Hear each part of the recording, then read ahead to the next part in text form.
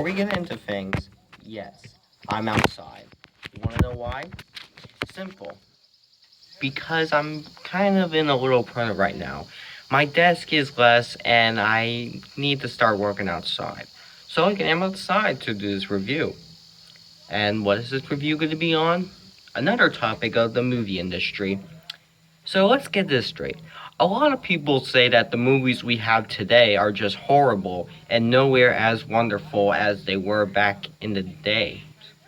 So, I'm gonna hear and discuss if I actually agree with that or not. Without further ado, let's talk. So let's first take at what decades of each time for the movies. The first being of classic of the 60s. Now this isn't the first decade to start movies, but it is the first to start the industry we all still can think of. Movies that came out in the 60s were all there. The what the 60s had was this genre of true story sci-fis or special effects they could afford, and even very famous musicals. An example? An example of a sci-fi classic true story hit would be something like 2001: Space Odyssey. An example of a sci-fi that by with the easiest effect they had back then would be something like, let's see, Planet of the Apes. Or how about something like, let's say, the James Bond movies, where they had the green screen effect and the other effects they had at the time. Or musicals like Sound of Music or Mary Poppins, who basically let you listen to music in the theater.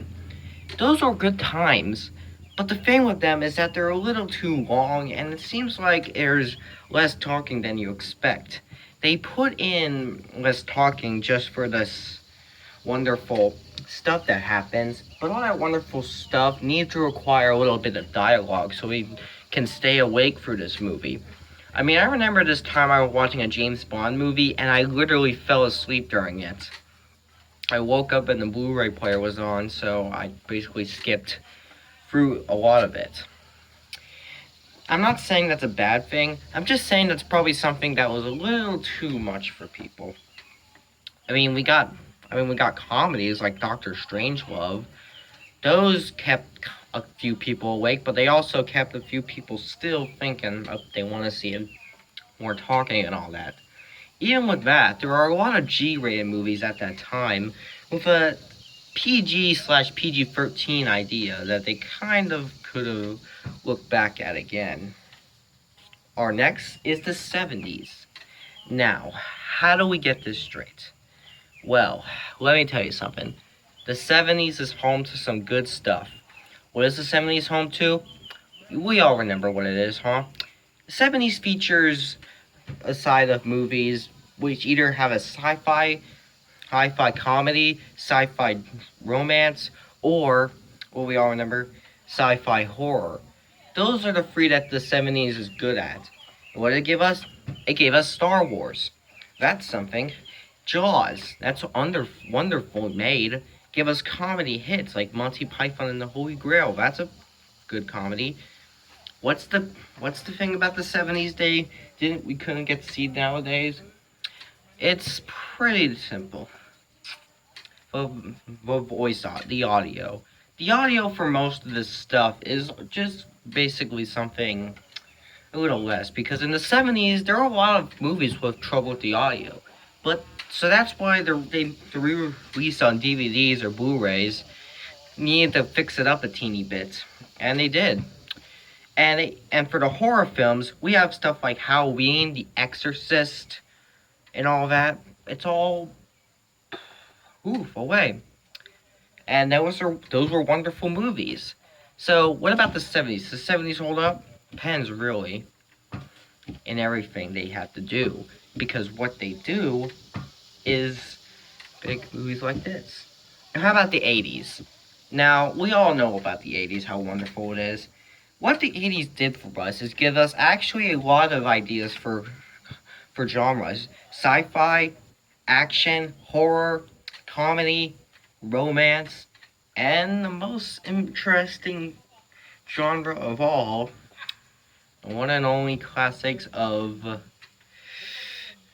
get ready, the classic true story movies. We don't really see any of those in there, 80s.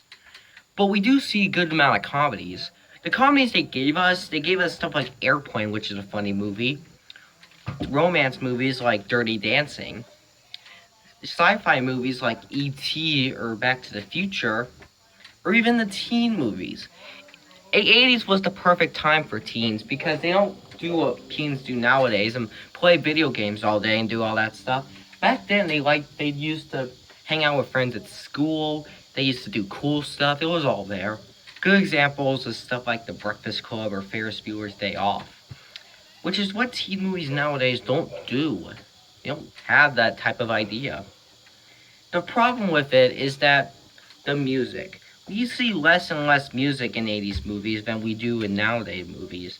But there's a reason. That because nowadays we have music that is apparently used for most scenes to fit with the atmosphere. Back then they only put in music when they think it's awesome time to. And we really expect to see something like that. And I admit that's not really much. The 90s is basically the same thing, except they added more true stories, Titanic and stuff like that. And one thing for sure is that the cameras got better. They even introduced us some powerful effects of CGI and stuff, which is what we can still have. What's the problem? No problem I can assume. The problem is the 90s is home to some that do the same thing, yet don't work, fail, suck. Examples would be Batman and Robin, or let's say Biodome, I hate that movie and all that stuff, etc., etc., etc. There's really no difference from 90s movies and now movies except for the cameras being dark and the music still having in. What about the 2000s? Well, the 2000s actually has easier cameras, but they're kind of no different to the camera we had in the 90s. At least until 2006. That's when things started getting lighter and lighter. And they started adding more music to their movies. And they added more fun, powerful stuff to their movies. So nowadays, the movies follow. In the 2010s, they do add more music. They add everything the other films don't have. I like it to keep that way, being what it is. Now, to conclude, what is really the problem? Let's see. Let's first rank each decade. We'll do that last. First, let's think what we can think.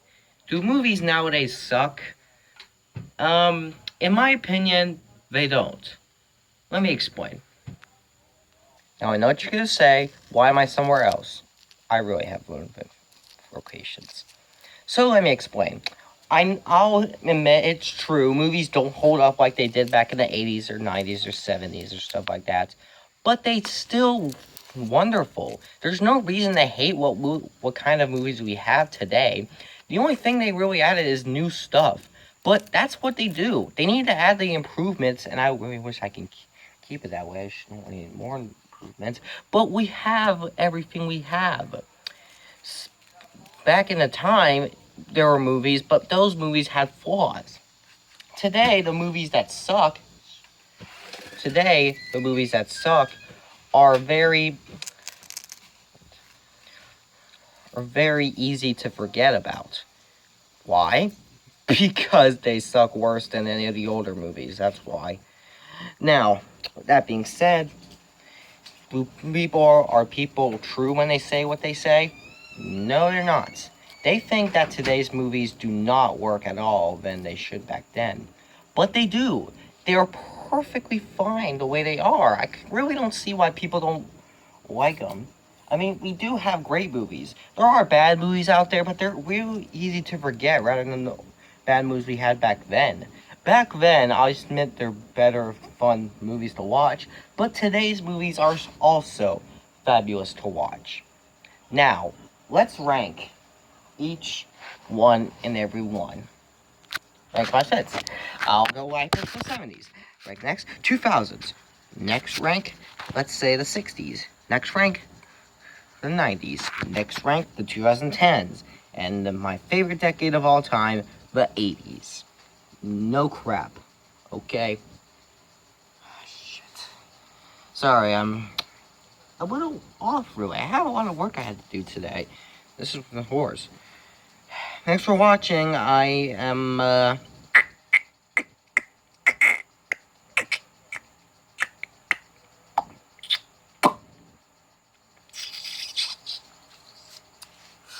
gone. God, what the hell am I doing?